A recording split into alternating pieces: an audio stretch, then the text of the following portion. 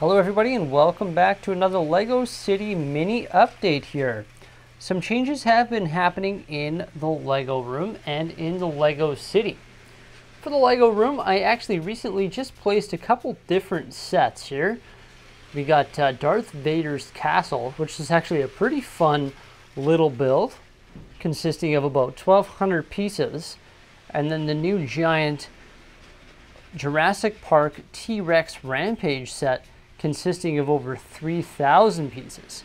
I actually did both of those sets in a new brick-by-brick time-lapse speed build, which consists of thousands of different photos. Feel free to check those out on my YouTube channel here.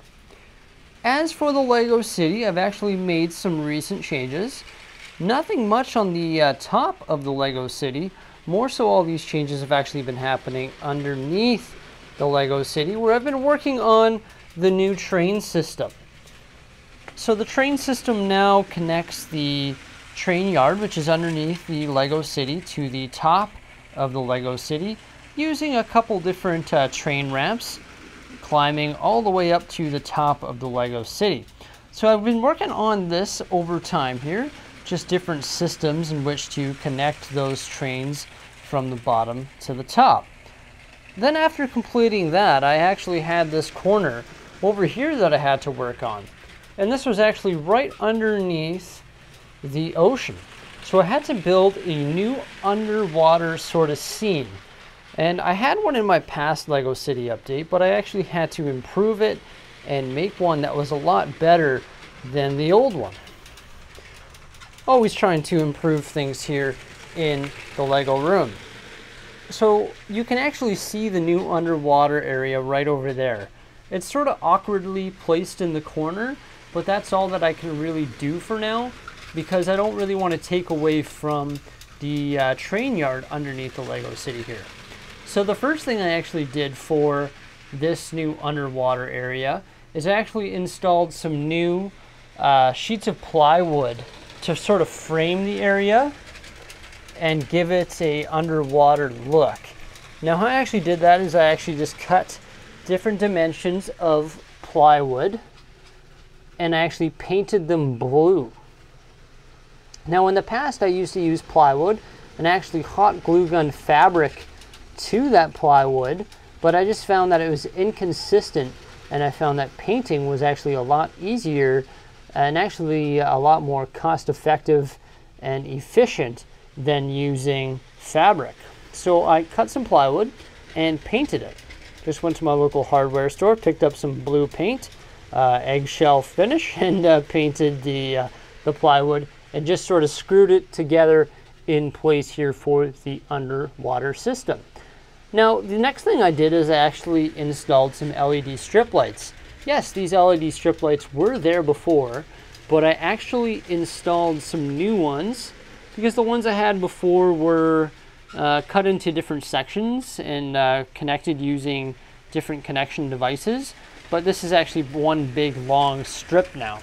So I just ordered them off Amazon. You get a little remote. The remote actually, I got it right here. Looks like this.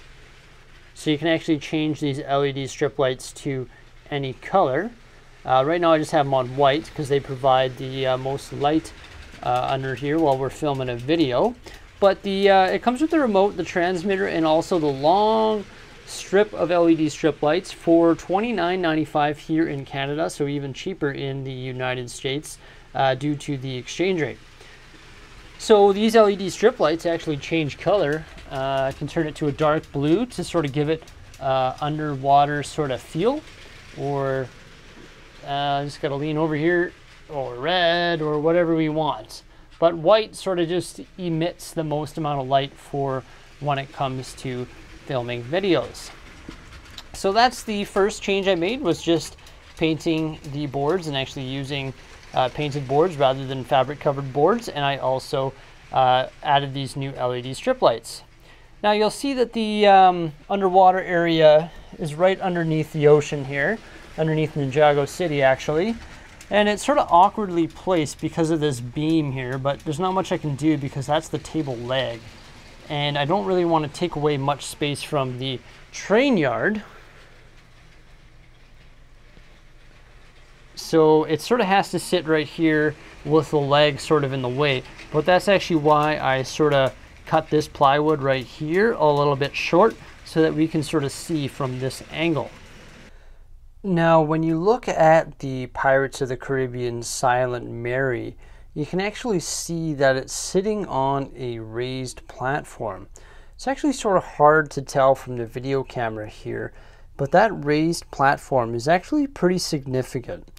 So it actually goes up a total of 3.5 bricks. Now, how I actually did that or constructed that little platform there was I used Duplo bricks, which are 2 Lego bricks. Then I topped those Duplo bricks with 1 additional brick, and then I just sort of filled this in with, I don't even know how many, but like hundreds of sand plates and sand bricks. 2x3, 2x4, 2x6, and 2x8, and then 4x4, 4x6, and 4x8 plates, all of which were found on my local pick-a-brick wall. So I've tried to do sort of add some different heights to my under the sea area here, just so that it sort of elevates the Silent Mary a little bit higher than everything else in this underwater area, even though it is the largest thing under here. It also has one of the deep sea sets, a whole bunch of sharks scattered throughout this area, a few more of those deep sea sort of contraptions lying around, a bunch of plant life. I actually used some of the seaweed pieces and tree limbs. Seaweed pieces I conveniently found on my pick-a-brick wall recently, actually, and then a bunch of those boulder tops. It's not near completion yet. Still have a bunch of stuff that I want to do. I want to order a bunch of different tree limbs. These are the tree limbs here, in different colors, pink, blue, fluorescent sort of colors, to portray more of a coral reef style thing. I've also seen some other coral reefs on the internet using some of those gear pieces to make coral reef. That's something I want to do as well. And right over here you can see one little lonely crab. I want to order probably 10 or 15 or 20, I don't even know, a bunch more crabs to sort of make a sort of crab hideout, because you know crabs do hide out in a bunch of numbers, in big numbers. So I want to do that as well. So I got to add some more plantations and corals. I also want to add some fish and crabs and octopuses. I got more sharks than I know what to do with. So right now there's just a bunch of sharks. These human minifigures here must be scared for their lives for all these sharks hanging around. But yeah, that's really the changes here in the Lego room. Just framed up this new undersea area with some new plywood, painted a nice deep sea blue color, and added some new LED lights. And I will be ordering more parts in a Bricklink order that I'm placing right now. It's actually a massive Bricklink order because I have to order all the parts for the brick model railroader instruction manuals that I ordered recently. So I have to order all the parts for those pieces that I want to build. I want to tile or add the ties to this train track, which I will be doing right away as well, all in the same order. And then I want to order all the parts for the under the sea area. So that's really about it for today. Just wanted to discuss the new under the sea area there with you guys, and show you some progress that I've made in that area, and discuss some of the new plans and projects that I'm working on here in the Lego City and in the Lego room. Make sure you check out those videos on the T-Rex Rampage set and also Darth Vader's Castle. It's a new style of speed build, which I'm actually pretty proud of. They look pretty amazing, and that's actually going to be the new way that I'm going to be making all of my speed build videos going forward. Thanks a lot for the view, guys. I do appreciate it. If you guys have any comments or suggestions, make sure you let me know by commenting below. Remember to give this video a big thumbs up and subscribe to my YouTube channel for some more great stuff coming out here in the near future. Bye for now.